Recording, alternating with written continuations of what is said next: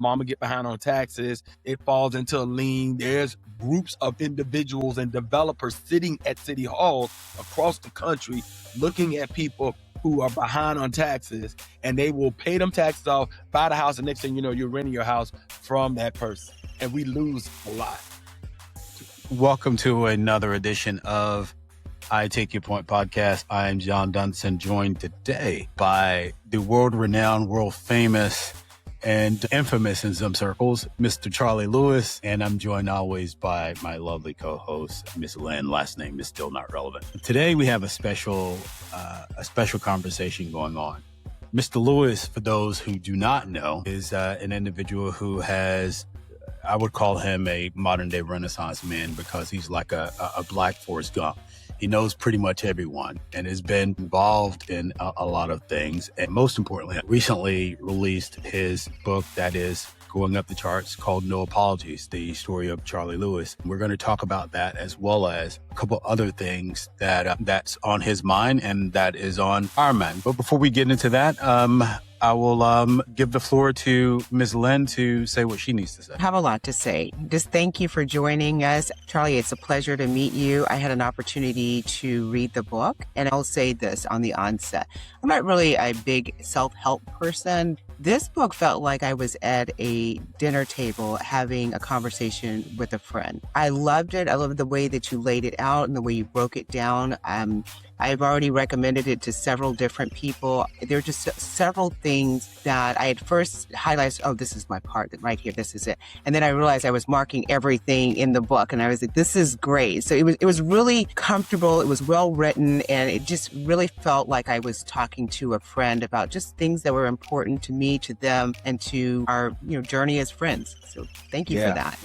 You're welcome. I mean, that was the point. I wanted to be more conversational without the cliches of self-help, because when you write your story and you become vulnerable, because trust me, there was the major part in there. I was not going to disclose that, but I was like, you know what, if I'm going to be real and I'm going to tell people and ask people to be their authentic self, then I got to be real with me.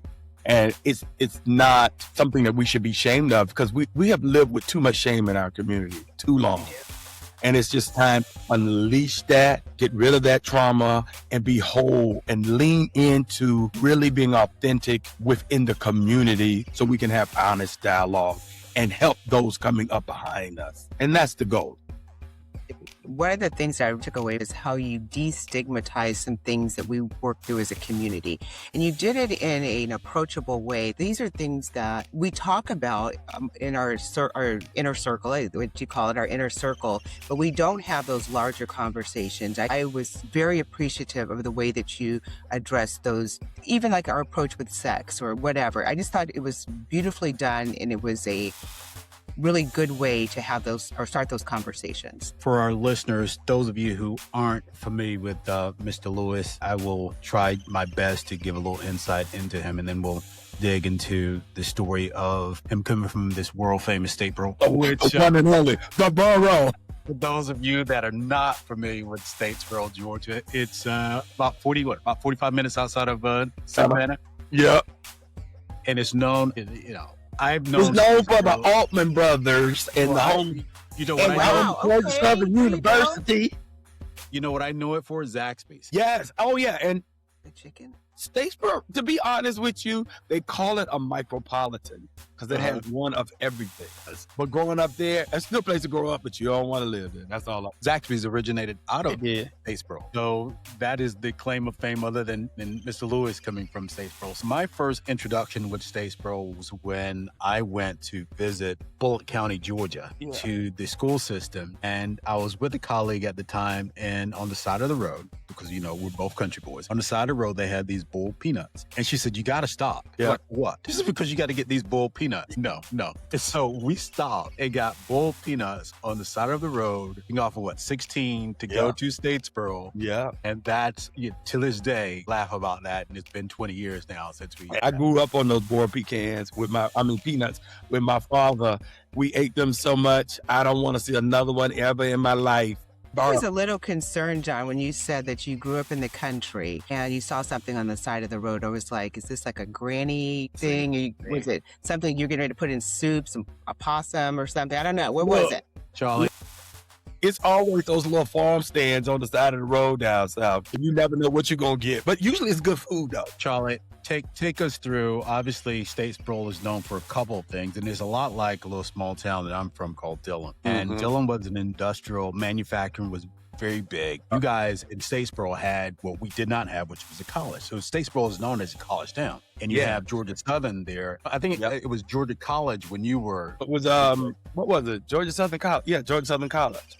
And then it became a university after I left in the 90s. And it's known as a party school. Yeah. So how did you end up from tiny little, well, it's not tiny, about what, 13, 15,000? About 40, 50,000 now. But growing up, it was a little smaller than that. It's probably double in size since then.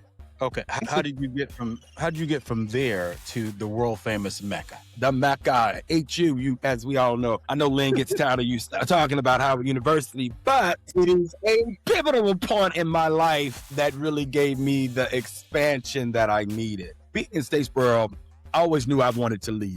That was number one. My father was a mover, so that allowed me to, and my father had 9 businesses, and that was the business that I loved the most because it traveled. So I was never in the town during the summer. I was always in the truck with him, going places. And that's the job where I really connected with my pop the most, because that was the time I was in there with him, seeing him, moving with him, and really learning lessons about life with him at that time. I didn't have a great relationship with my father growing up because he was a provider and he wasn't an emotional person. He was more of a provider, and he was from the silent generation. Being born in 1927 is very easy for people to understand that. But when you're a kid, you don't. When you look back at your life, you put the pieces together and you chronologically look at someone, so therefore you can give that person grace. And I think a lot of adults our age, when I don't see them doing that with their parents, I'm like, wait a minute, don't you understand what they went through? It was a different time and an era back then. They didn't have options. They couldn't vote until they was in their 30s or 40s. Like, what are you thinking? You know, you have to give people that grace to understand the life that they live. So fast forward, they were about education. Georgia Southern I went to Marvin Pittman, which was the laboratory school on Georgia Southern's campus. Okay. Not knowing what that meant at the time, but the way we studied was totally different from the public school in Statesboro. So it was always 2 classes, Class A and Class B. And I went there from kindergarten up to 8th grade. Then I went to the public school, William James, and then we went to Statesboro High, 10th, 11th, and 12th. And it's something that I noticed in life, when I look back at my life, everybody that went to Marvin Pittman left Statesboro. And when I say left Statesboro, left Georgia. They didn't go to Georgia. They didn't go to Georgia Tech or Emory or West Georgia. They left. They went to Yale. We went to Howard, Stanford, Harvard. And it was amazing to me when I look back at that. I'm like, we were one of the first classes to ever do that. But our class also, too, was that class when they started made testing mandatory in school. So fast forward. I come from one of 6. I'm the baby. My sisters all left and went away. And when I was applying for school, my sister Rita came home and she said, where are you applying? I gave her the usual suspect, said, no, you don't get that application to Morehouse, Howard, and Hampton. I went to Morehouse. This was the 80s. So it was a little rundown. And I was like, no, it's Morehouse. We love y'all. And so I was like, no, my aunt took me up there and we looked at the campus. It was small. I was like, it reminded me of high school. So I was like, I wanted a different experience. And then I flew to D.C. My oldest sister, Leon, she lived there and she was working for EPA, where she retired from. And we went on campus. And when I walked through that gate, saw all those different Black folks, Malcolm X, African Boombata was up right then and there. The house music was blasting, which I had never heard. Go-go music. Go-go house. That was your first experience?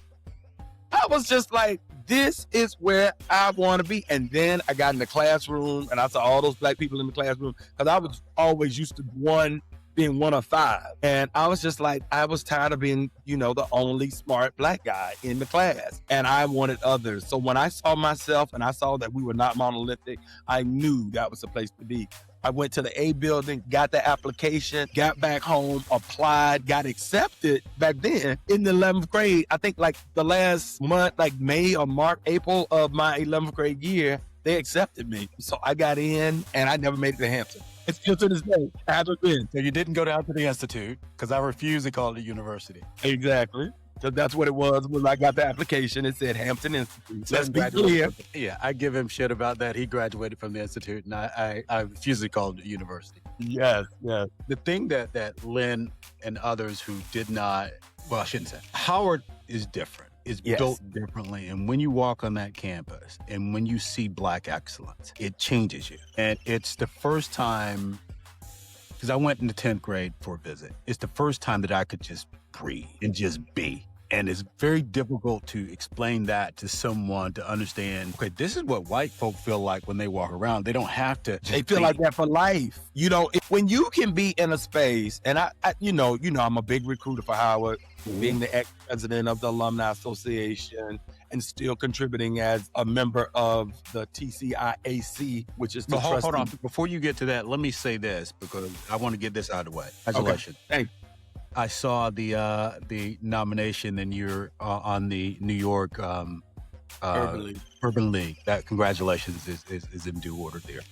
I appreciate it. You know what? My life right now, I'm aligned my life, and which is what the book is about, with what I'm passionate about. And my 3 things that I'm passionate about in life is what that organization is about: education, self-reliance, and entrepreneurship, which we're going to talk about, and advocacy, civil rights advocacy with, political, ever that might be. Those are the things that I lean into that really give me, they don't feel like a job. It just feels like, oh yeah, and you need to go talk to so-and-so because they're connected to so-and-so and connected to so-and-so. Someone tried to pull me into an organization on, prison reform and getting back. I'm like, no, that's not me. I prefer to get you before you get to prison, on the front end, not on the back end.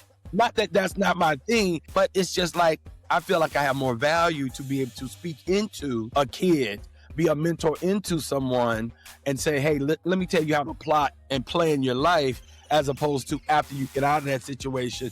Because yes, I don't know what it feels like to go to jail, even though I did go to jail for not paying a traffic ticket. But sounds interesting. Was it in Boston? Because that happened to me. I was in Boston when that happened to me.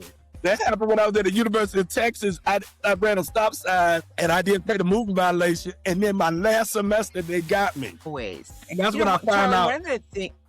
I'm sorry. I was going to say, that's when I found out Western Union is not 24 hours because it was 12 o'clock. And one of the things I was going to say is that through your book, one of the things I took away is I think that spark was always with you as a child. And I wonder if it was ignited and amplified once you got to Howard, because some of the things you were talking about, like being able to breathe, you mentioned that through different pillars in the book. And you kind of, what I'm hearing is that you took a lot of the experience from there and you applied it through your adult life and you reflect on that in the book. And that's something that I thought was really great, especially for someone that did not go to an HBCU and just kind of understanding that. What I realized is that when you're nurtured, fully nurtured, I will say this, I had a great upbringing. I had a 2-parent household my mom and dad were married for 65 or 66 years. They built business from 1967 all the way until they retired in the early 2010s. Okay. So they worked for 43, 44 years together. Every day, sun up, down. They were in the business together as a husband and wife. You looked over there and she was there and he looked over there. I mean, that's how I grew. Beautiful. I only knew that was my foundation. And so my foundation, when I think now what the things that I love what my dad used to do, which was civil rights. Everybody that ran for office in Georgia, from Jimmy Carter to Zell Miller to all the state senators, they came to see my father. In the church, my father was the trustee who built the church. Civic, and my mom was a part of, in Statesboro, they call it the triplets, but that would have been the Links, in a small town, they had the triplet club. So that was her socialization and everything of what they did. So that was the foundation of what I saw, right? Bounced there and then went to Howard. And when you're sitting in the dorm, the freshman dorm, and you're talking to all of your colleagues at the time, you're hearing stories from LA, from Chicago, from Detroit, from New York. So you are witnessing how they survived in their particular environment and how you learn from that, and how whenever you left DC, you had already had a community. You didn't know it at the time, but you already had a community in those places. You already know. If somebody talked to me about Detroit, I'd be first thing I say, did you go to Cass Tech? Did you go to did you go to UAD? It lets you know who you dealing with already based on their level of education. If you were from Chicago, did you go to Whitney Young? Did you go to Kenwood? Did you go to St. Ignatius? I mean, it was ingrained in us to have those conversations. You knew exactly who was doing what. And then you learned that their father or their mother was doing the same thing that your father and mother was. So it was the first time you were in mass seeing Black people living against what society was telling you how we were living. Because Black people already know how we were living amongst ourselves. We already know we were great. It's just that America didn't know we were great.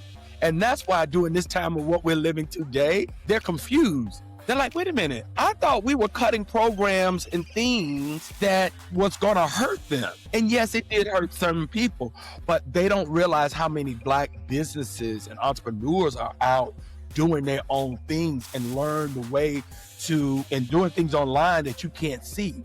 So you can't see how many Black people have businesses online and making money online like you think when you can just see them. What happens is our might is so big, we overshadow what basically the numbers that we have in America. And that's what gets white people confused, you know, because when we show up big. And our presence is one that when we speak from culture or come with culture, shocks them because they're like, wait a minute, well, how are you?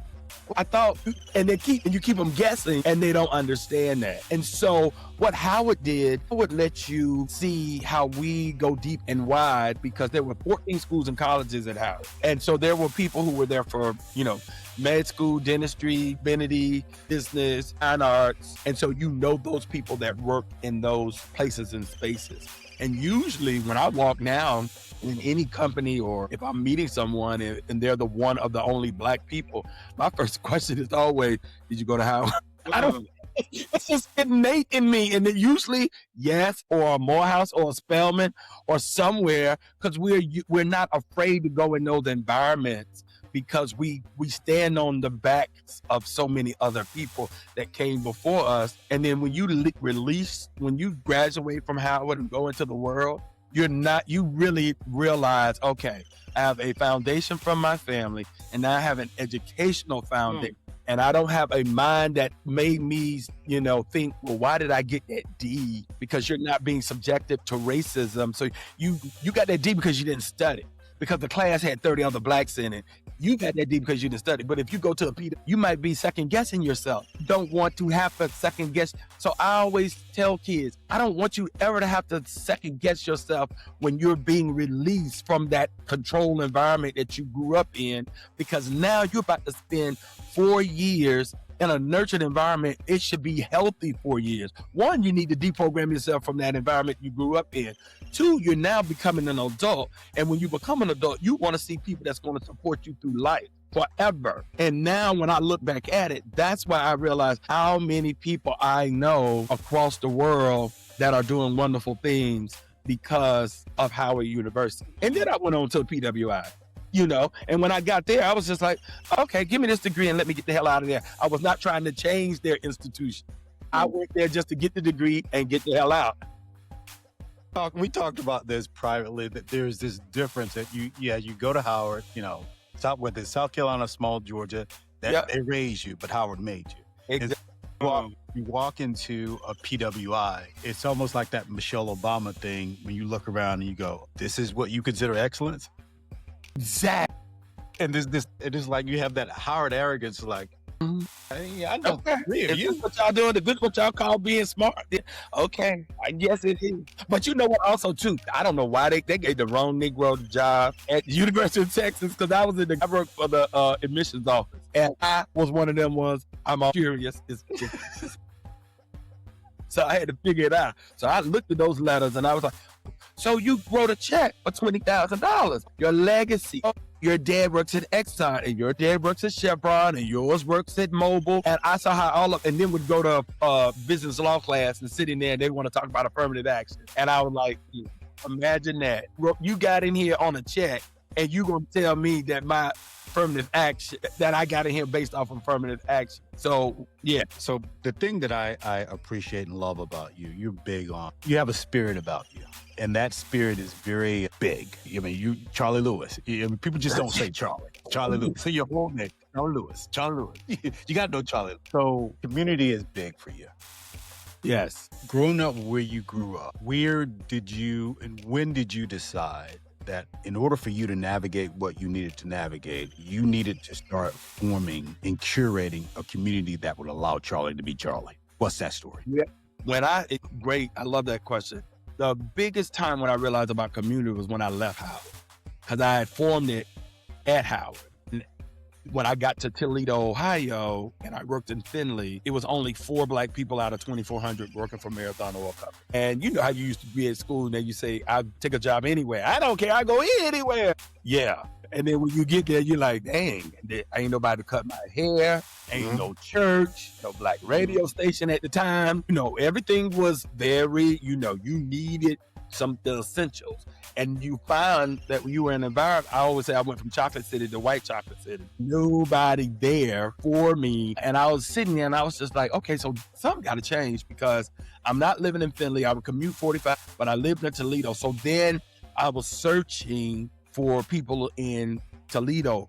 And there were a couple of us working because Toledo is a test market. So back in the day, you had Society Bank, which is now Bank of America. You had Champion. You had my girl Carla worked for Coke, Marathon, and moved, like that. So there were corporations around Toledo, suppliers from Detroit in Toledo. And so you had Black folks there that were entry-level jobs. So we did build a community, and then we would have to say, okay, don't go anywhere this weekend because we're going to have a little party or whatever to create that zone for us. And so that's when I realized, wow, your environment, which I talk about in Environmental Wellness, Chapter 2, is really key and really important to your mental psyche. When you are doing bad at work, or you're going through some racial, microaggressions work, and if you're not with anybody, you need a community to go talk to say, I'm not crazy, right? This did actually happen to me, right? Because if you don't have that community, you start internalizing. Then what does that do? That's self-doubt. You walk into the boardroom with no confidence. You don't go in there with authority when you know you're doing work that's good for you. And this is when we start to fail. We start to fail when we don't have that place to go to be able to bounce ideas off of. So I always say you got to have people in places and spaces for you that's going to be good for you. Because what tends to happen over life, you start to grow. You grow up with a mentor and people. You might have 2 or 3 people. But then when you get in the middle of your career, let's say you're mid-30s, you start to say, okay, I got this. I'm moving up the corporate ladder. I don't need to talk to those people anymore. Well, then you go off and get married, or you get shipped to, let's just say, Sioux City, Iowa. You get another job and that, you chasing that check, right? But then when you get there and you realize, you turn around, you're like, I ain't got no community, or it's just me and my wife, and I'm here and I'm thinking, what do I do? Because now I am running into some situation where, in Sioux City, Iowa, I'm just using this as a case. There's no, D9 organization. There's no links. There's no Jack and Jills. There's no anything like that to help you kind of build. So you find yourself going into isolation. And when you find yourself into isolation, it really pulls you away to really, like I said, go back into that self-doubt. And so when you build community, even if it's just guys on the golf course, or if it's women, you're just doing a cooking class or a book club or whatever the case may be. Women do this better than men, by the way. Women are good about keeping community, but it's also too about keeping a healthy community. You want a healthy community giving you right advice because you want people with, good experience and that have been there. So when you do build that community, or when you're ever going through whatever you're going through in life, you see all of a sudden like, hey, I can stand tall. I can stand 10 toes down. I can confront whatever I'm doing, whether it be in the office or whether that be with your spouse, or difficulty when you're managing your kids or something like that. But you need that. You need people in different places and spaces, because the older you get, what I found, and just being a realtor, people always coming to me with their ideas about, oh, I'm going through it. I don't think this, the kids are out of the house. I turned around, I looked at my husband. He ain't the same man that he was. I'm not the same person I am. Or, the kids are finally gone. And now I feel isolated, or, my kids are gone and I don't know what to do. And so I wrote the book basically because I said, I'm your midlife mentor.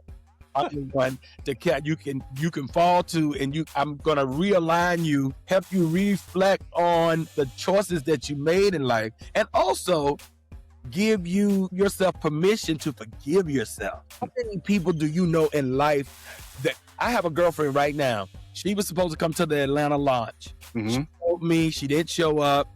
Her cousins, who I dated when I was in Statesboro, they met me at the New York launch. And I talked to them and I said, your cousin, you know what? God rest her soul, never will come out.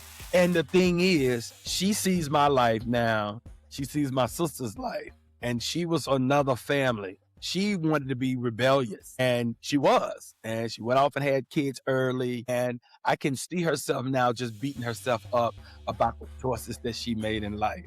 And I'm just saying, and every time I see her, every time I talk to her, she won't show up because she's embarrassed. And I know she won't show up because she doesn't want to say, dang, Charlie, you were 2 years younger than me. You was my little brother. And I'm looking at you now, and you just out here doing this and doing that. And I just want to wrap her around my arms and say, baby, start living the day. Stop letting that mind of the past hold you back from being your true self, because you are a beautiful person. You got 3 beautiful kids. So, okay, you done did that. Now let's focus in on you and stop with the guilt. So let's pull that back a little bit, because that's interesting. When you said that, and I'm looking at your story, and there are a couple of things that jumped out to me. One, I'm the only son in my parents' household, and I'm not officially a junior, but I am a junior. Right. So there are expectations that fathers have for sons. Yes.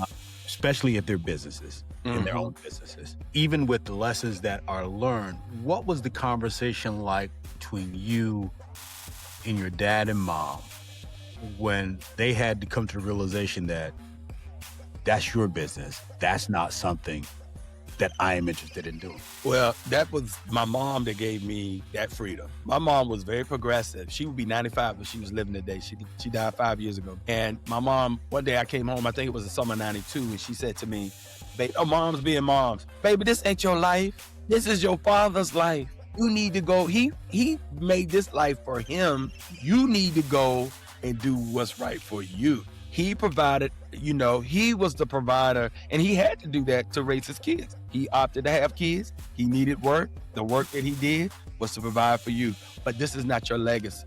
And that I wrestled with that, y'all, for a good 10 years. I know it probably felt longer. Well, it started in high school because I knew he kept saying, well, when you come back, and I always said, I'm not coming back. Like, there ain't no way in hell I'm going back to Statesboro. And I knew that was the wrap. So it started probably when I was 15, and it ended when I was 25, because when my mama saved me on that, the weight came off. Because I was like, and I learned in grad school in Dr. not John Williams, that was Howard, but it was another Williams. In his entrepreneurial class, he said, what tends to happen, people educate their kids away from the business.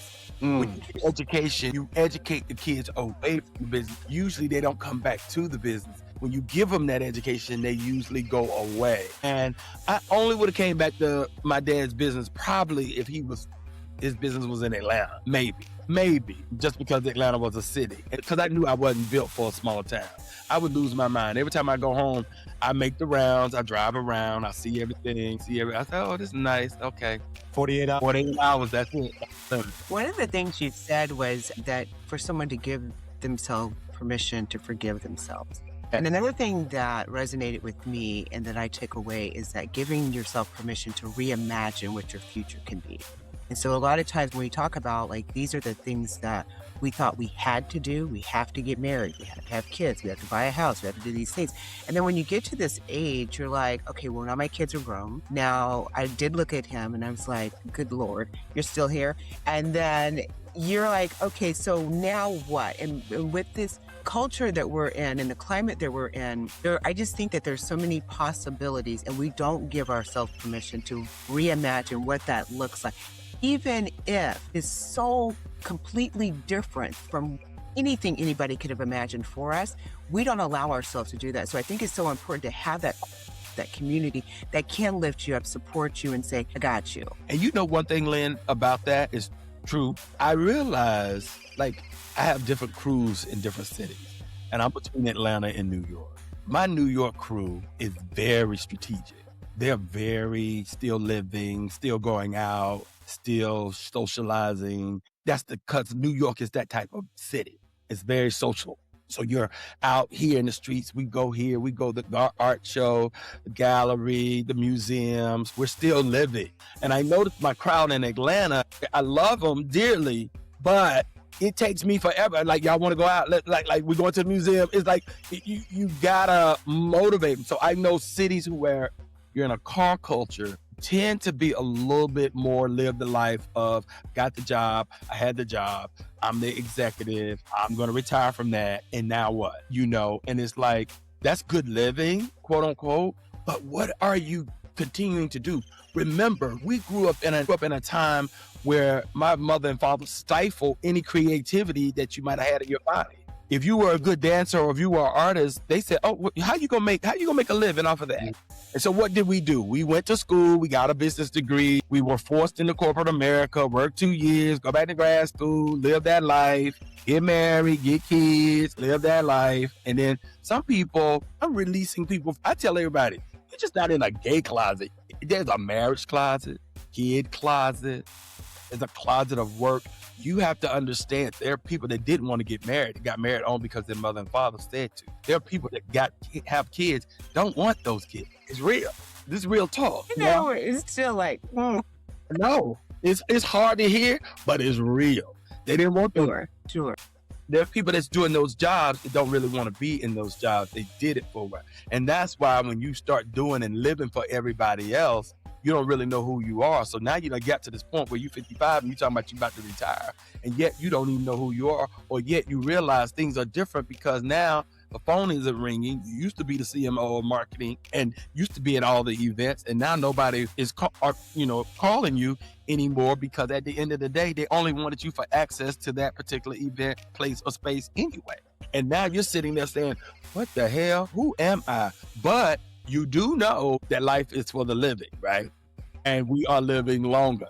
And so what are you going to do with the rest of your life? And so I say, this is where you dig in and say, okay, let me reinvent myself. And when I say reinvent myself, lean in on those projects or that thing that you used to want to do that you're no longer doing. So if you were an artist, pick that paintbrush back up. If you do like cooking, go to a cooking class. If you do like to travel, of course you should have been traveling along the way, but start to travel or create a travel club, book club, whatever it is. But lean into your passions because your passions will then show you a new side of life that you never thought it even existed. And it's so easy to do so now because we do have social media, so you can see that there are people doing it.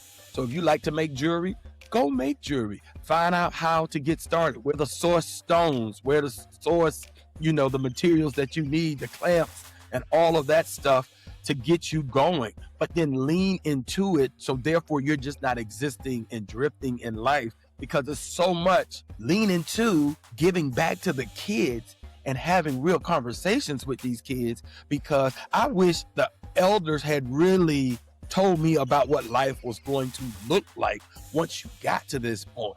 And that's what I want to do with the mentors.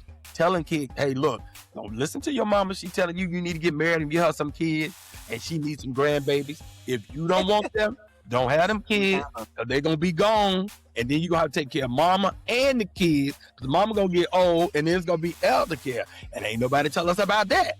And then you're going to have to deal with that. That brings me to this point here, because I want to tie in conversations that you have as you're having conversations in the real estate industry about individuals who have curated this wonderful life for themselves. There's a huge house or sitting by themselves and they have no one that they can share that house with. What are you seeing in terms of conversation with us? Yeah. Number one, We're not estate planning and things of that sort. Exactly. Okay. So on my team, I have a team of 5 in New York and 2 here in Atlanta, myself and one other person here in Atlanta. And I have an estate and trust attorney on my team.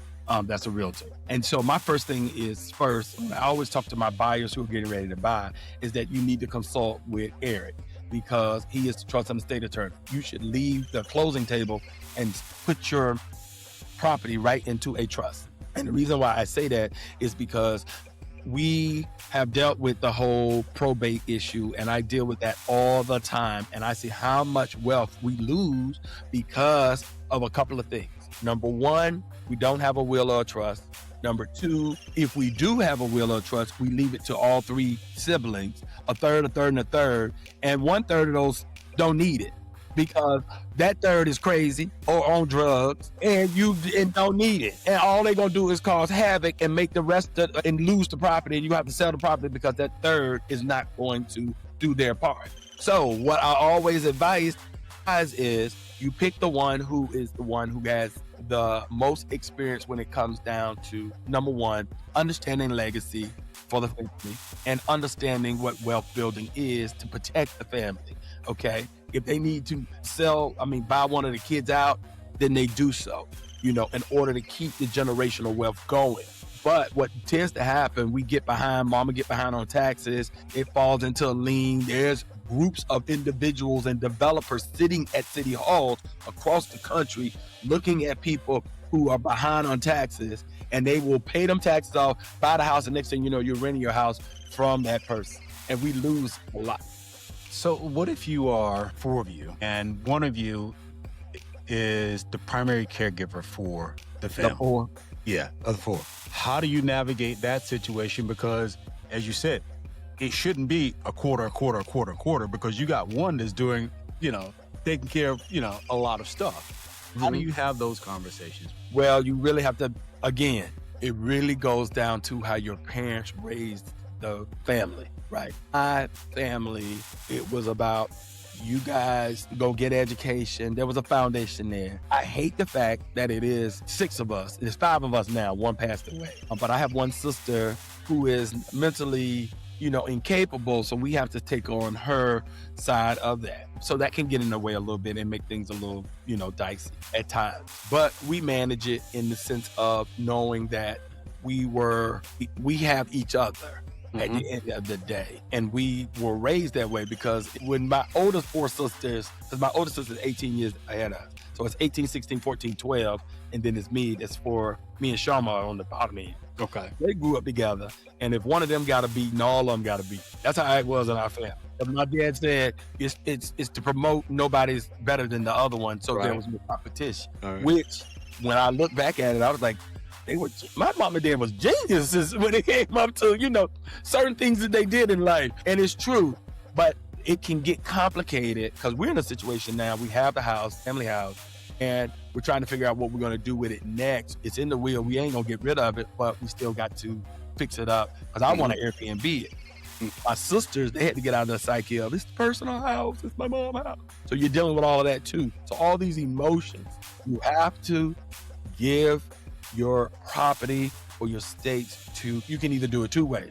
I always say do it 2 ways. Either if you know your kids are not responsible, put it in a trust, sell your property before you get into the part, or have your executor sell the property, the proceeds then go into a trust where you know each one of your kids. So if you know Lynn is not the responsible one, but yet you want to give her time to grow up, you save her money until she gets to be 35. Let's just say she's 23 now. She can't touch that money until she's 35. Hopefully in 12 years, she will grow up and realize what the importance is of money. Won't. So what it is, you have to have the right estate planner, and you have to have the real conversation with yourself and your spouse about your children to know who's the responsible one, how you need to frame certain things, and what will prevent them from attacking each other if you were no longer here. So it's really, it's work that needs to be done. But this is why I said we need to have these honest conversations,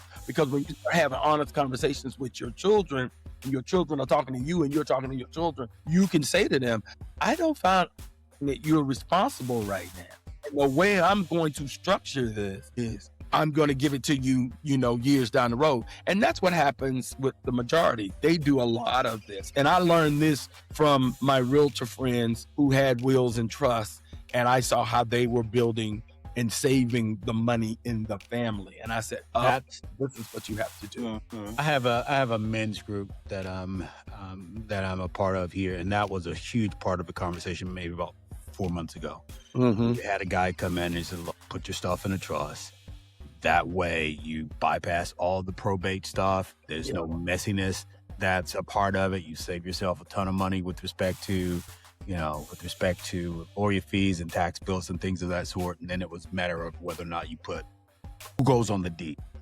And I have one client, which I love this concept. Of course, I always say put everything in the LLC. But what they did, they took the family, they put all of the homes in one pot. And so they leveraged the asset of each person's house to move differently for an investment in something new. Okay.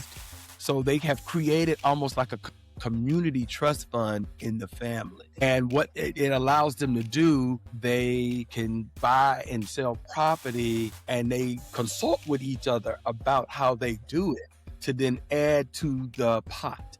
Good. And nothing can be sold to an outsider that's a part of the family. So if I was to get married to someone, that person cannot get to the community trust fund. It is for the legacy of the family only. What do you say in a situation like that when you have kids that are involved? Well, your kids are a part of the family. That spouse is not a part of it. Whatever you do with that spouse is between you and that spouse. But what comes into the family in order to keep the family legacy moving is between you and them. So that's how that works. You line it up. I mean, hey, attorneys know how to do it. They line it up. It goes to the kids, and the kids go to the kids, and the kids go to, Being in New York and Atlanta, do you find the conversations different there about this versus? Yeah, money in New York. There's so much money in New York. You don't even. Money in New York is different from money anywhere else in the world, outside of probably Singapore and Hong Kong and London. The money here is peanuts compared to the money in New York. There are people here with money, but that's not money. It's less than 46,000 millionaires in New York City. There are people that I have met that I have rented 7,000 from trust funds through the attorney. And when I see them on the streets 6 months later, I say, oh, how you loving your new apartment? I haven't moved in yet. It's been $7,000 a month, $84,000 a year. You mentioned something in your book that struck me because I felt the same way about DC. It was when you moved here in Atlanta and you said, I can love the city. And I'm paraphrasing here. You said, I can love the city, but I knew then that I wasn't either meant to be or ready for the city. And I had to leave. Right. And I think every city gives you a different energy, where you are. Like I said, when I left Toledo, when I knew I was going to grad school, and I moved even up from Toledo to Detroit, I needed that because those last 6 months saved me.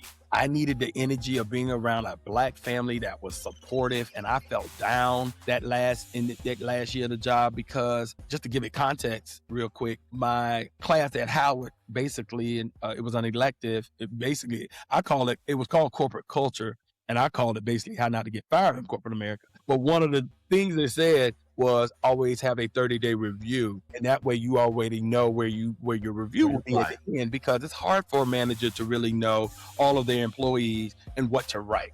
It's tiring. But if you go in, don't call it a review, just say it's a 30-day meeting with your boss. So I did that my first year. My second year, I didn't do that because I was like, oh, okay, got this going. You got comfortable. Yep, got comfortable, and they attacked me. And I went from an A to a D as a person, and I knew they were attacking me because I'm that type of person.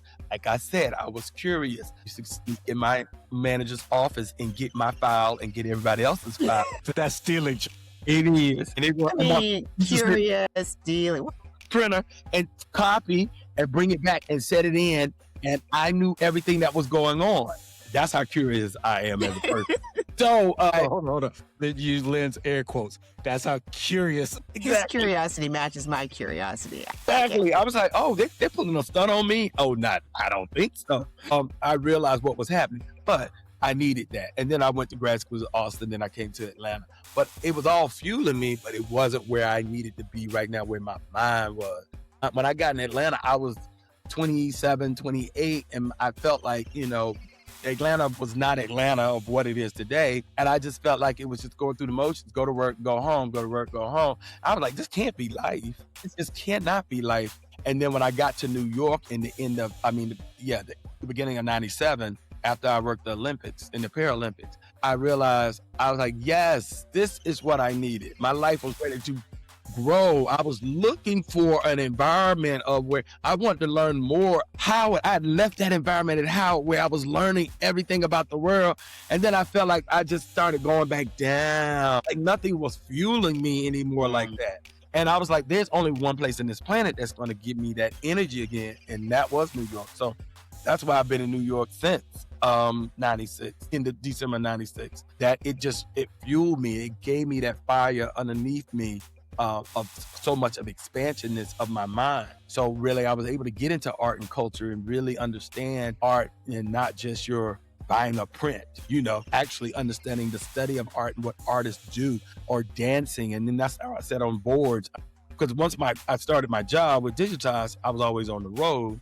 But then when I settled down, I was like, wait a minute, what are you doing with your life that mirrored my family? And that's why I was saying mother and father were such great examples, because I looked back and I was like, well, what are you doing in the community? What are you doing socially? What are you doing? You ain't doing nothing but just going to work and coming home and partying with your friends. But what are you contributing to the world? You got too much intellect, too much wisdom. At that time, I realized it. And that's when I said, you know what? I want to join a board. And my first board that I got on was Ronald K. Brown Evidence Dance Company. And that was when I really started my philanthropic work and really started beginning. And then from there, I joined Howard's Alumni Club. And then I got involved and became the president and then the Northeast president and all of that. And then I started doing other things within real estate. I became the co-chair of the Upper Manhattan Real Estate Board of Commission, oversees what's happening from 110th Street all the way up to 217th Street in Manhattan. I've got on boards of affordable housing. I got on civic boards of Brooklyn Community Service.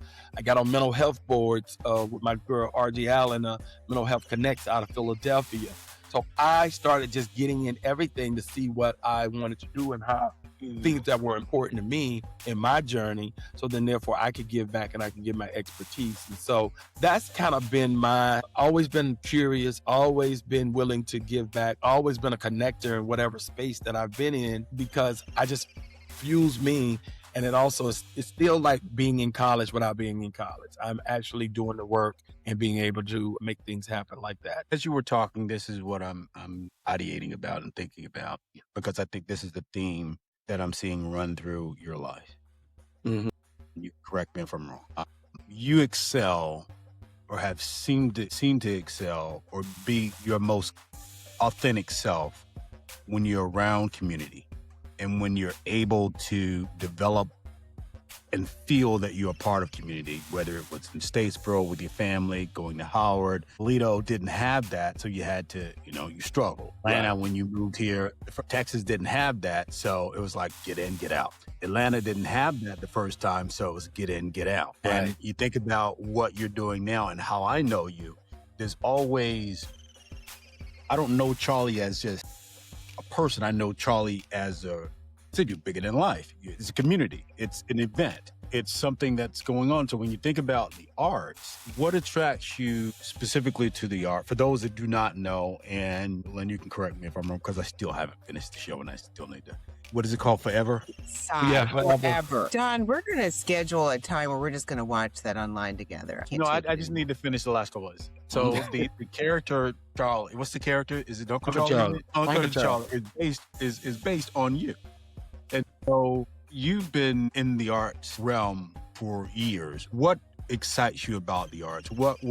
Talk to me about how it is you've been able to establish that part of your life, because that's separate from. Right.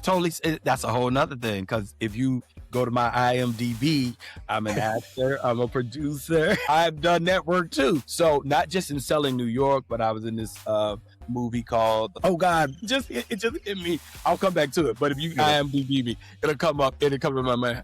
Reopen, excuse me. Okay. It was about COVID and how we came back from and the country reopened. It goes back to those are the things that stifled me. My mom and dad stifled that. I could not do that and explore that because they were not a creative family. They were a business family. So the excitement is to say, oh my God, I funneled all of this into business, but then what about another side of me that I enjoy? So I really love, going to the plays, going to Broadway. I love people who really look at that craft, and really just like, wow, you put in all that hard work dancing all across the globe. That's admirable for me, an artist, just to say you took threads from jeans, different type of jeans, and you wove that into a nice, artist portrait, and so it's just like, where did your mind go to even think about doing that?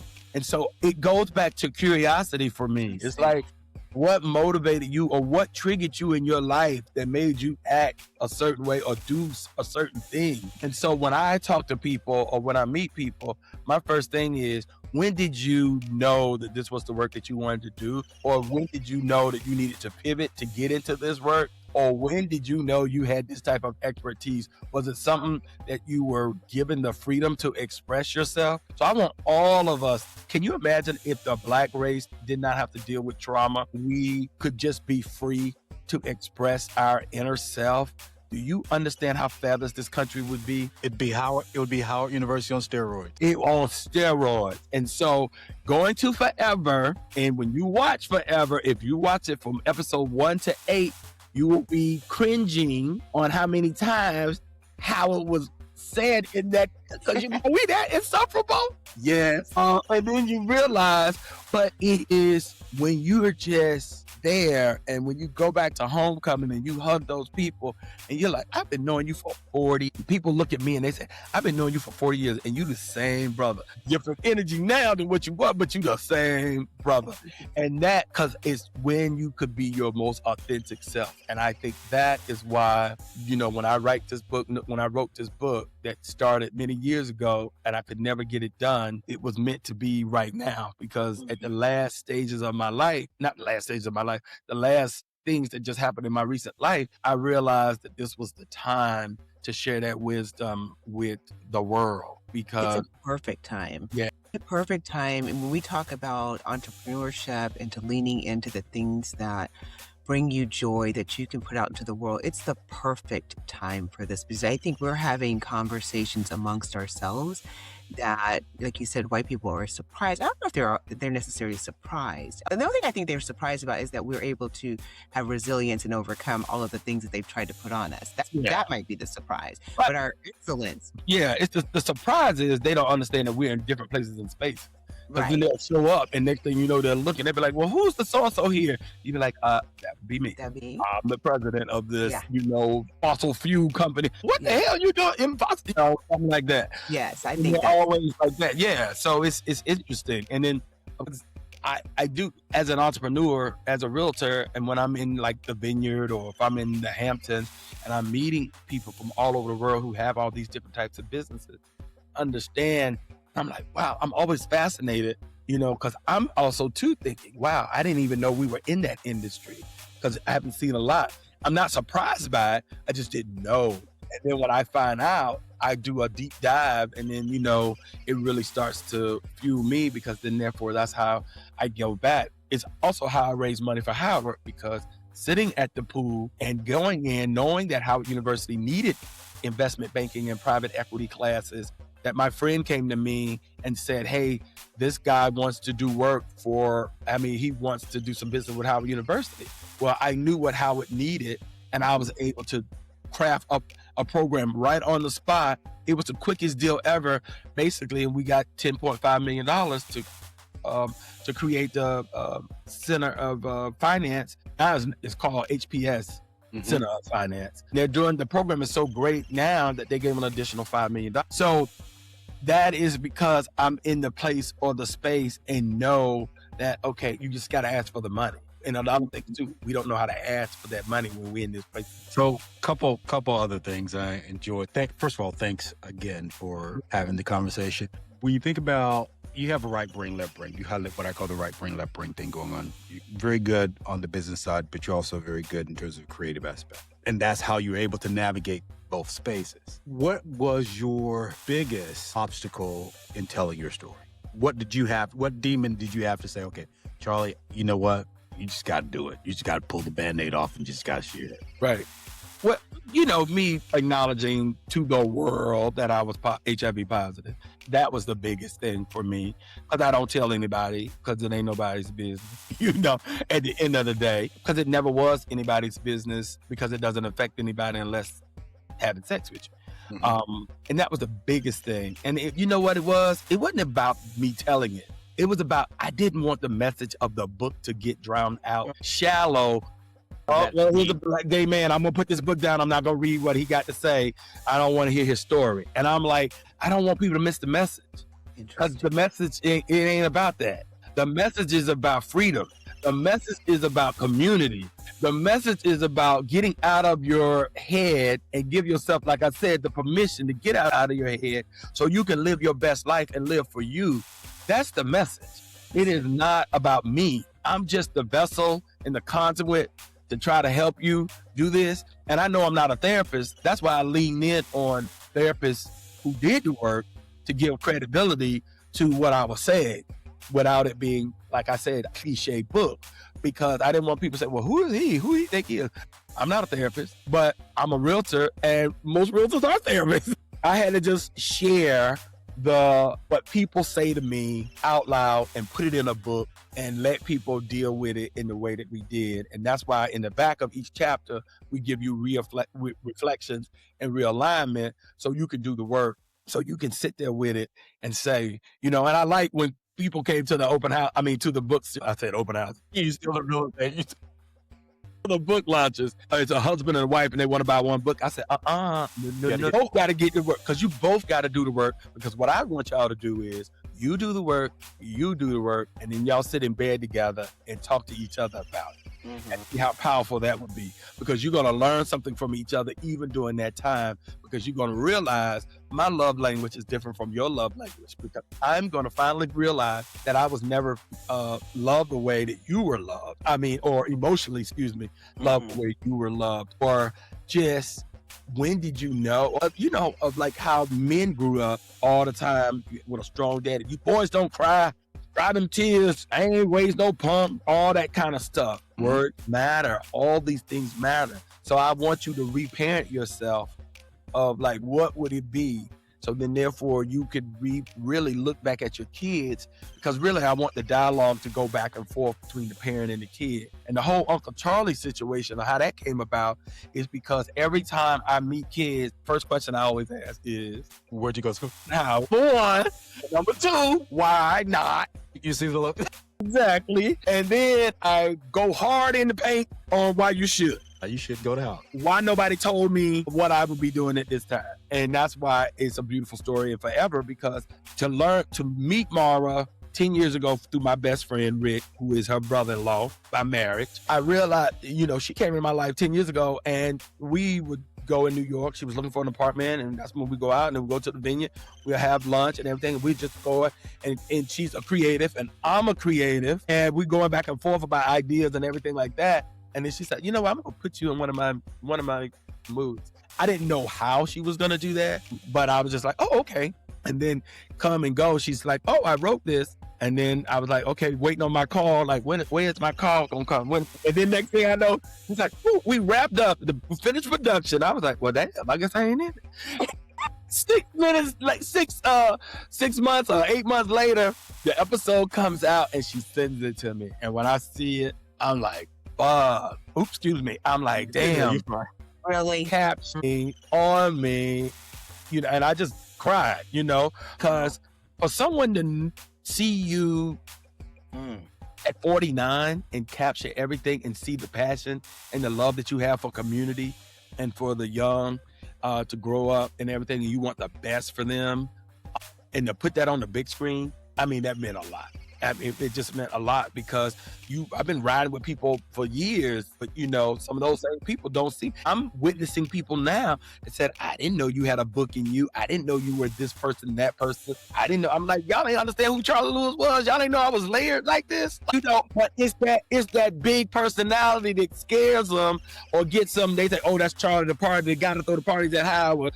I'm like, don't you know I'm layered. Like I'm going down in the plane. I will kill you. I'm that dude. I will say this: you are the most? You're a Renaissance guy, and I appreciate everything that you bring to the table. First of all, happy belated birthday! I know you're just celebrating one. I'm not going to say unless you want to say 59. 30-year-old Charlie. What would the 59-year-old Charlie say to the 30-year-old Charlie? What? Ooh, where was I at 30? 30 was 1997. You just getting to New York. I just turned 97. Yeah, I just came to New York. Enjoy. Enjoy and wait for the ride. It's going to be the ride of your life. I mean, basically what happened in New York. New York was a ride. New York was...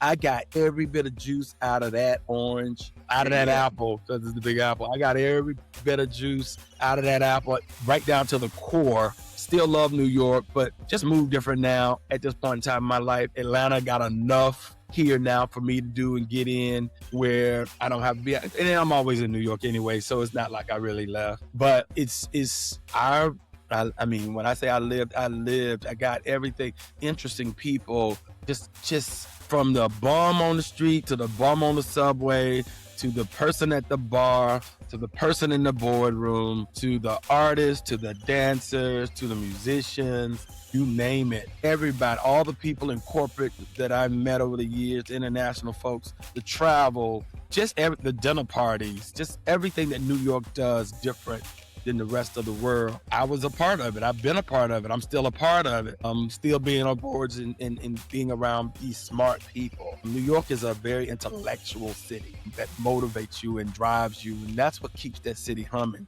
because all the intellectual capital is right there and you're meeting it everywhere you go. So that bum probably was somebody that was doing something major and had a hard turn left, or the mental capacity happened and it happens and, went off kilter or something like that. But he has a message. So I just appreciated the city. I appreciate the city for all of its well-being. And I just feel like anybody that leaves Howard that goes to New York, you just expand yourself to another height. And then you can live anywhere in the world. You can travel anywhere in the world and and everybody loves you. Time you walk in, you like from Brazil and everybody. I remember my friend said, we're going to this party in Rio. They don't really speak English. So you need to learn your Portuguese a little bit. And I was like, hey, do the bang, oh for God. And then I walked in the party and they said, where are you from? I know New York. New York, where are you from? And I looked at I thought they didn't understand English. When you say New York City, all the little bit of English people know comes out. And that's just how it is. So it's funny now that I travel and I was, where was I? I was in Bonaire and Curate and they said, where are you from? I was like, Atlanta. And I was like, no, New York. Atlanta. Hold on. Atlanta is going to get there. So, I know, but I was like, New York. Usually somebody.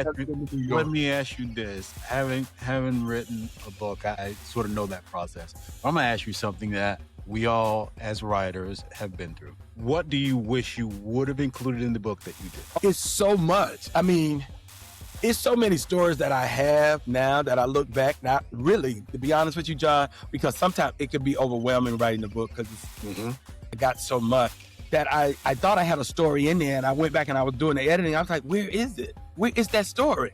And then I'm like, Nathan, I gave you that story. Why is it in here? And I'm like, shit, I forgot, so, and it was at the point, it was a deadline. So I was just like, just go with it, but I could have probably got a little bit more into some of my relationships.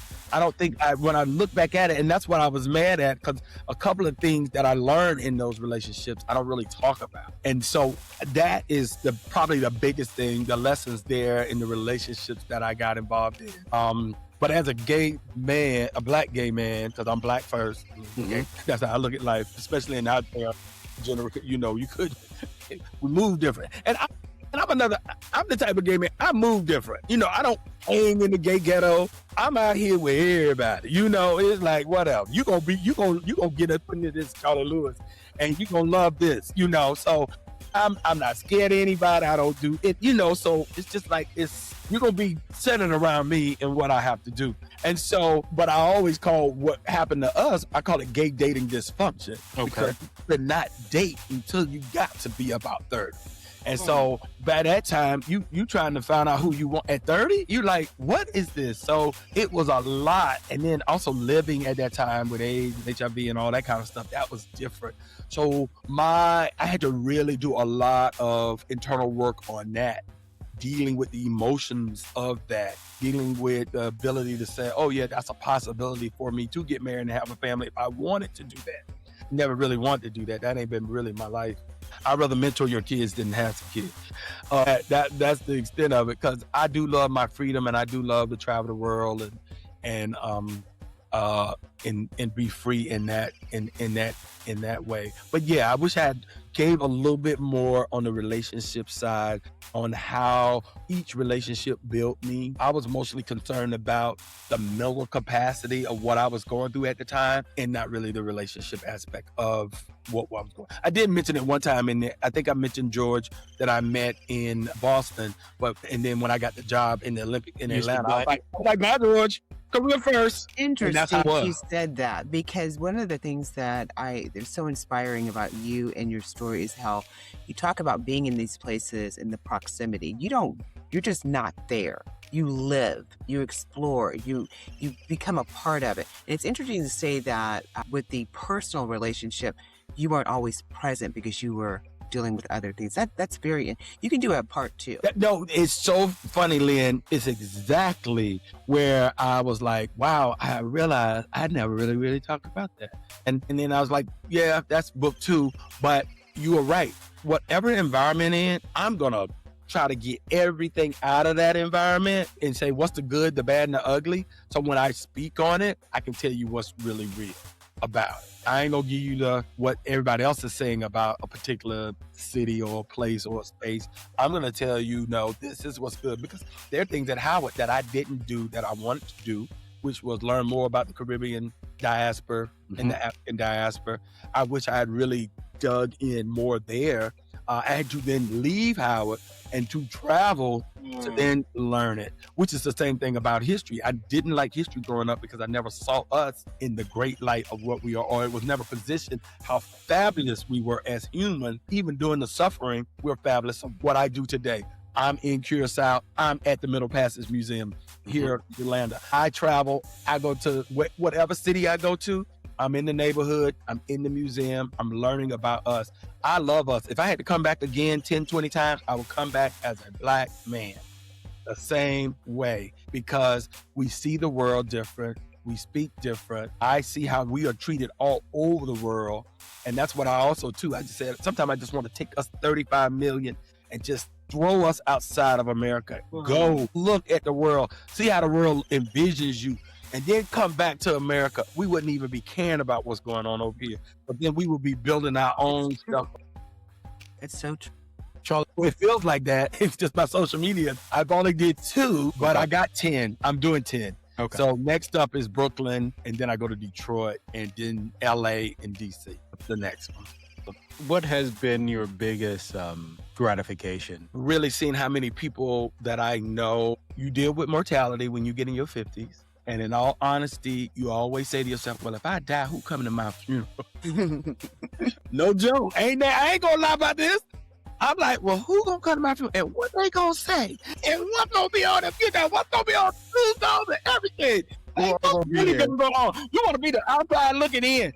So I feel like I am witnessing the love that I gave out over the years. And it is amazing. And I sit there sometimes, it brings tears to me. I'm an empath, so I will cry on the spot. I'm that dude. And I'm just like, wow, the love, And then what I'm getting was beautiful. People are sending me little notes of like when I helped them do something that I totally forgot a long time ago. Somebody in New York, my friend Robert Durnberg, he brought up about the situation of me being in a story I told him 10 years ago. He was trying to ask it. He was getting all nervous and caught up in his throat at the day. I'm like, just say it. What's going on? He was like, remember the guy with the Star of David? I said, okay, I got the story. I know what you're talking about. And it was this Jewish guy who came to study hall in the Union, and we were studying, and he had a Star of David on. And then the next day when he came back, it was gone. And I asked him, where's your Star of David? He said, I'm in Texas now. I had to take that off. I said, well, I can't pull off this black.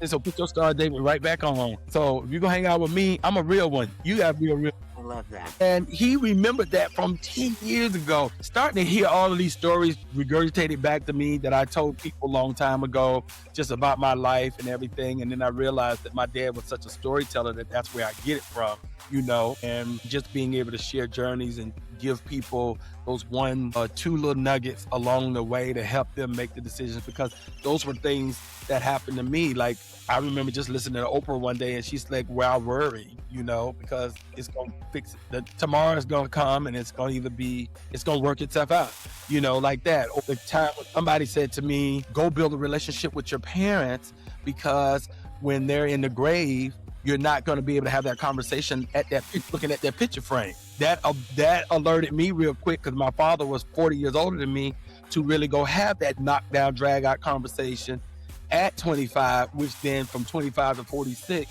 we had the best relationship ever. So it was just nuggets along the way that I picked up that I'm dropping along the way too, that people, I realized, coming back to me, because I've shared that over time with different individuals in different times and spaces. And you know, some people that read the book already, they were like, I cried, I laughed. And I was like, well, why did you cry? And she was like, I cried because my mom and dad had to move stuff into my house, and I moved this stuff in my house, and now my environment is not my environment. There's too much stuff in here, and I can't think. And when I got to that passage, I just broke down crying, because I feel like I'm almost in a place of depression, because now I have them to deal with, and I have all their stuff, and I'm looking at, and this is not my sanctuary anymore. And you talk about building your sanctuary, so therefore you can be creative and you can think. And so that is, let's pull back that, because that's something that jumped out for me when you talk about it took you a while. It's not something that happens overnight. When you're curating your spot and you're finding those pieces, the art and culture, the things that allow, when you walk into your house, you need to be able to breathe. Like, what would be the biggest takeaway or biggest lesson that you would give? The two, but I kind of like all the book, the two. Okay, I'm just reading it again. You know, I'm reading it again, and I'm picking up on my own nuggets again. And I'm like, wow, this is a good book. I have to say to myself, but I go back, like I say, environmental wellness is one of my favorite chapters, along with intellectual wellness and emotions. Like, for me, the foundation is emotional wellness, for you to then think about, because if you don't have your headspace right and really suffering from a place of emotional immaturity, your life is going to be a wreck, really. I mean, there's no way to sugarcoat that. You really got to get yourself together. And when my friend told me I was angry, that's when I realized I need to get myself together. So that started the journey. To be environmental. Well, if someone says Charlie Lewis, angry black man, that's not something that Right. You would never say that today. You would have said it like he did 30 years ago. Okay. And I was. I mean, because think about it. I couldn't date freely. I couldn't date openly. I was dealing with people who were dying all around me, trying to build my career during all this time. So I was suffering in silence. Okay. And when you suffering in silence, and if you ain't letting that go up, that weight could be heavy. The only thing that saved me was the foundation that I grew up in. You know, having that two-parent house who told me stories on repeat over and over. So I just dug deep within that. If I didn't have that foundation, I probably would not be here telling this story. So the emotional side of that and your sanctuary is what I call in the book. You really have to clear your place or space that you're in, so then therefore you can think clearly. And sometimes isolation and quiet and silence is what you need. So even if you're in a place, even if you're staying at home with your mama, you right now taking care of your mama, because a lot of people are, with elder care, you got to have a place in that house where you can go to, or if it's not the house, then a place outside the house where you can go and get peace, so you can think how to deal because I got so many friends now dealing with elder care. And like they always say, if you're not careful, the caregiver will go before the person you're taking care of. And why that happens is because they never farm out a place for them so they can think about what's next for them, or how to continue to make yourself feel good even in that time, even in this space of caring for your parents. So it's important that you take the time to say, you know what, I need an hour a day, sit on the sun deck, read a book, light a candle, buy fresh flowers, just for you to know that life is still living and it's feeding you. So then you can say, okay, put that down. Let me go deal with what I got to go deal with. The reality of what life, because life be lifing, as we all say, and it come at you. But if you don't know how to farm out a place, that's, then you're going to go stir crazy. I always say, people, I'm a realtor that I ain't gonna say hate, but I'm like, why do you need 10,000 square feet of a house? Like, why do you need 5,000 square feet of a house? You good with 2,500, 2,000? You good? Have you seen my clothes closet? No, I need it. Yeah. So you good. I mean, okay, yeah, you can love a closet. I am not mad at it. But at the end of the day, you're heating a house for no reason. You're paying for bills. You're going to Ashley Furniture just to furnish it. It don't even look like nothing that you really created. Okay. Because you're just trying to put furniture in a room because you got room. I feel attacked with that. I just an Ashley Furniture. So I feel attacked. Restoration. The thing is, make spaces and places where it really speaks to you, and buy that art that really matters. When you walk in, you're like, yep, that's it. Not just the thing from Home Goods just to fill up a wall, And that's what I want people to really think about. And I always say, well, who are you buying this house for? Yeah, a lot of us grew up, basically all of us grew up ranch house, 3 bedrooms, 1 bath. Okay. Yeah. Now everybody got this palatial house out here. And I'm like, when you get older, start to downsize. And I see it best. Why? Because your kid will have to come in and get rid of all of this stuff. And it ain't nothing but stuff. And you're just wasting money on stuff. So get rid of all the stuff and start decluttering your life. See, when you start preparing for that journey in your life, where you're downsizing your life so you can be more flexible and nimble, you're like, well, I need 4 bedrooms because the kids coming home. No, tell the kids they don't have a place. They got their own place. I need a 2 bedroom for me and the missus. Maybe a 3 for the office. And that's it. And go from there and start getting rid of all the stuff that you got dust is sitting in the corner, because that's all it is. It's just stuff. And we come in the world with nothing, and we're going to leave. But you're going to have somebody going to have to go through all your stuff. So when you start purging, you start opening up, and you start realizing, you know what? I really don't need all this. What do I have all this for? Who am I living for? I entertain once a year, maybe twice. You ain't having no party. You ain't having no blue light in the basement parties. All that house. Why you got it? So you moved back to Atlanta. Yeah. Guys, we're fortunate enough to spend time talking to the world famous, in some circles, Charlotte Lewis. You moved back to Atlanta. Atlanta's going through a renaissance at this particular point. We got a lot going on. It is. And I know you're over in Virginia Highlands. I'm in Grant Park. You went from new money to old money. Exactly. I like the crunchiness.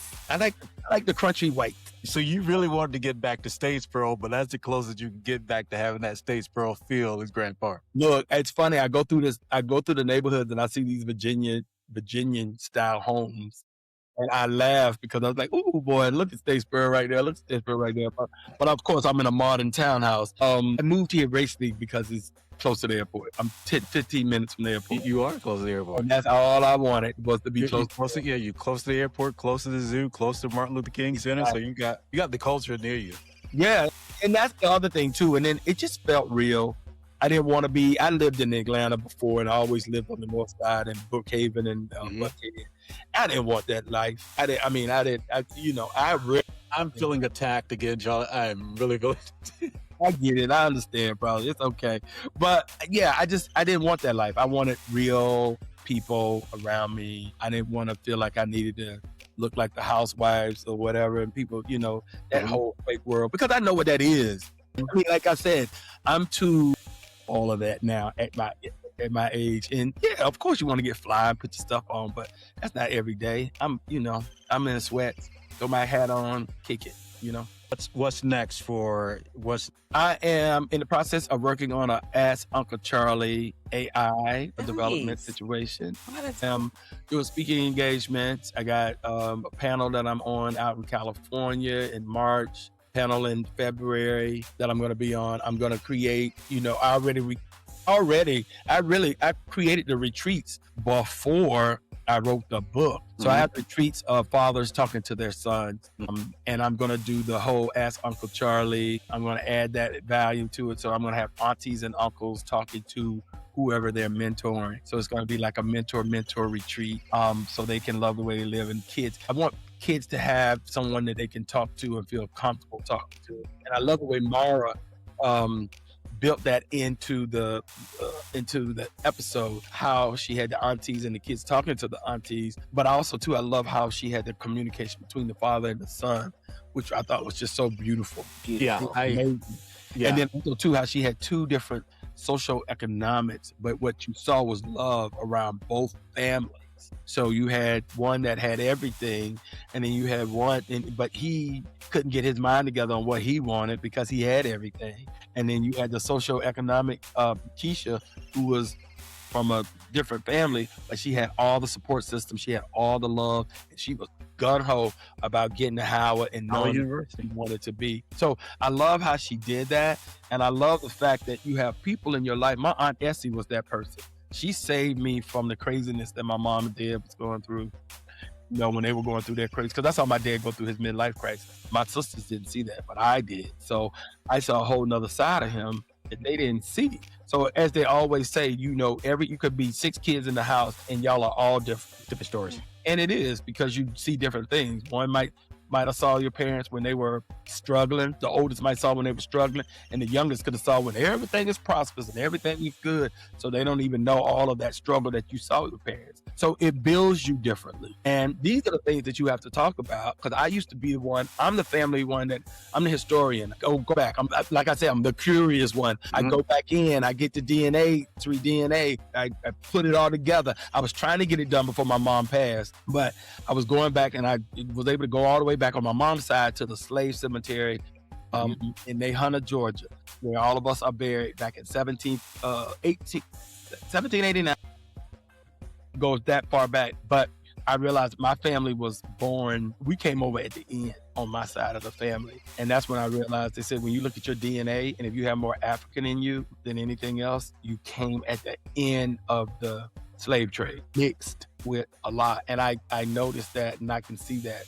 On my dad's side, he was very much, when I look at his DNA was all Choctaw Indian, because my brother was all from the Indian. I think they were indigenous here, to be honest, but I can't get to them. But that curiosity is what, fuels me so much on everything that I do. Are you going to relaunch the podcast? I am. I'm going to relaunch that. It's funny, because when I did the podcast, for your viewers who were not out there, I started the podcast right around COVID, or before COVID. And then when COVID came, since I was in New York, which was the nerve center of COVID, we used to get all the information. So then I would get on at the end of the day, tell the world, basically, tell Black folk what was going on, what was really happening, and how really to protect yourself, because New York was getting the information where a lot of other cities were not. And so then it migrated, I changed it over to basically how did you love the way you live? So I was bringing on guests who pivoted in their life. Like, when did you make that career decision, change, and do what you're loving to do now? So I laugh at myself, because as you can see through my life, it's been true on just trying to get to a point of I've been consistent along the way. That's why I always laugh at people when somebody say, well, you might be, I'm like, you don't know me if you think I'm a different person, because I've been consistent all my life. I have never changed. I just know better, so I might do some things differently or whatever. But at the end of the day, the root of who Charlie Lewis is, it's always been there. So I just love to see, and I wanted to share that with people, because I wanted Black people to see that didn't go to an HB, or that might not have that many Black friends, or might say, well, Black people don't hang out, and black people aren't, they're crabs in the barrel. I'm like, not the black people I know, because black folks I know that's been connecting and using each other over the years. I just have a different perspective because of my upbringing. And so I want to bring that to the public. Yes. To show people we are okay. Okay, stop telling us that we're not okay. And that we can't do something. Yes, we can. We wouldn't be here if we couldn't do something.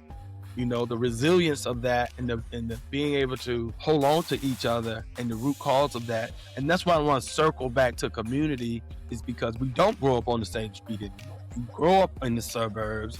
I grew up in the hood. Somebody might be on the other side of town. Your brother lives over in Germany. The sister lives in California. So it's kind of like we're all disconnected now. But what it is, and I always hear people when they come to the vineyard, they always like, oh, the vineyard is my happy place. Yeah, because it's like Wakanda during the summer, where you can be there with all your like minds, you know, souls and bodies. But I'm like, build that happy place whenever environment you're in. And if you do that, that environment will be impactful. It'll impact your life, your kids' life, and everything that you do. So even in the amount of time that we're losing jobs, when black women are losing jobs, if you built that community, you should be able to go to that community now, lean in on that community, and ask that community without being shamed. Of like, hey, I just lost my job. I need a new job. What are you thinking? Or they might be able to redirect you and say, you know what? You've been doing this long enough. Maybe it's a godsend. Maybe you need to pivot and start your own, because you have the skill set to do it. And sometimes we need that. I was talking to Michelle Miller, was my co-host, my moderator. And 6 months prior to her leaving her job at CBS, we were having Sunday dinner at my girl Naja's house. Hold on. Michelle Miller, that graduated from where? Howard University. And I told her, said, well, we're not named. I know, we ain't named job. Crazy job. But the thing is, he was, she 6 months prior, I said, Michelle, what are you doing? Like, you're so much better than just Saturday morning show. You should be Gayle King. Sorry to say, but are you looking at NBC or somewhere else to go and take this? And she's like, nah, you know, she was just very cavalier about it. And I could see that it was bothering her. And then she said, you know what? They even got me training a 29-year-old. And I was like, well, how the hell you stand in that environment? You know? Fast forward, she gets laid off because the whole Paramount bought out. She loses her job. I remind her when she's moderating me that I said, you remember, I told you 6 months ago, why didn't you leave? And you were in that space of, she was just floating. She was drifting. I could see it. You know, and she's like, well, yeah, she got comfortable and she was just floating. She didn't think she needed to. She said, I was okay because I thought my team around me was safe. But then they fired the whole team around her, which then let them in to fire her. And so, make a long story short, you have to be ready, because I found myself, and I stated in the book, there were a couple of times when I was like, oh, that happened to me, and I wasn't even ready with plan B or plan C, and I had to come up with something really quick. And so I'm always like, you got to stay ready. You know, like I say, don't get ready, got to stay ready, or whatever that saying is. But don't be ready, got to stay, whatever. But you know. Yeah, get ready and be ready. So as we wrap up with the Mr. Eloquent, established, professional Charlie Lewis here, do you remember how we met? Wasn't it through your SMA? It was through the SMA, but there was a conversation that we were having, and I was enamored, I believe, with maybe Tulsi Gabbard, or it was someone else. And you said to me, there's this sister who you need to be taking a look at, because I think she has the chops to be POTUS. And I said, who? And you said Kamala Harris. I said, okay, that name sounds familiar. I'd heard about her some years prior. And I looked at her and I was like, oh, she fine. I was like, the usual Don. Looking up. And I said, and you said, and she graduated from the Mecca.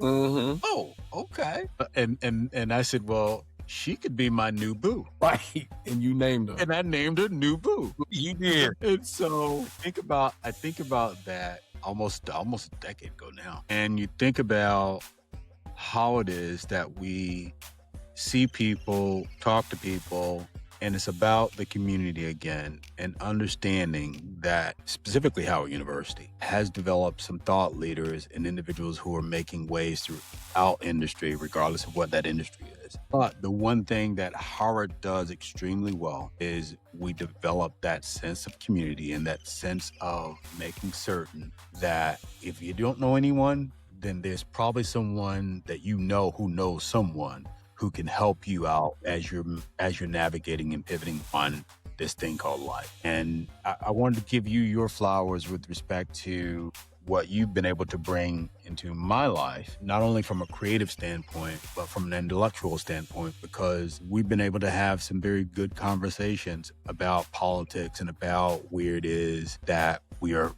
going and some of the things that we've been faced with respect to this administration and the shit that they have going on. But I am extremely proud of you for putting pen to paper and getting your story out. I was talking to someone last homecoming and the question was, and again, don't just say Charlie, Charlie Lewis. Like everyone knows Charlie Lewis. But Charlie Lewis is having a party and I want to get into this party. I was like, well, everyone wants to get into a Charlie Lewis party. So we have this party, and I can't remember the place, the location. But there is a picture that was taken at the end of the night where, you take a picture and everyone is in the background. Right.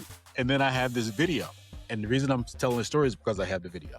I dropped my phone a couple weeks ago. And on the phone is video from you having a dance off with you have this dance off. It was go-go music, house music, and you guys were having this dance off. And the guy who was transferring the stuff was like, you could have a lot of memory on your phone if you delete these videos. And I was like, what the hell? Like, no, these are classic. These are going to give me some. These are going to earn me some money in a couple years. But I have that, and I'm going to share it with you. I'll send it to you. I have this video of Charlie Lewis dancing the house music at the Howard University homecoming in 2023 or 2024. So I wanted to say all that to say thank you, sir, for joining us today. You are our second guest that we've had on the podcast. Now we're entering month 8. And we've been fortunate to have, a lot of success with it. I just want to say, living your life, at whatever time you live, you never want to find yourself in a place of shrinking yourself, number one. And you want to find yourself in an environment that is, you are being able to present yourself in the best way possible. So do the work to find yourself in those environments. You got to move. If you got to pivot, then do that, because the life that you want to live is going to be so fruitful and so full of joy. And like I said in the book, Black joy is the resistance. It is the one thing that will bring you the happiness that we all search for. So I never blame anybody in my life for anything that happened to me or anything that I went through. I never felt a victim. I just picked myself up and I just moved accordingly. And curate your life, curate your family, curate your friends.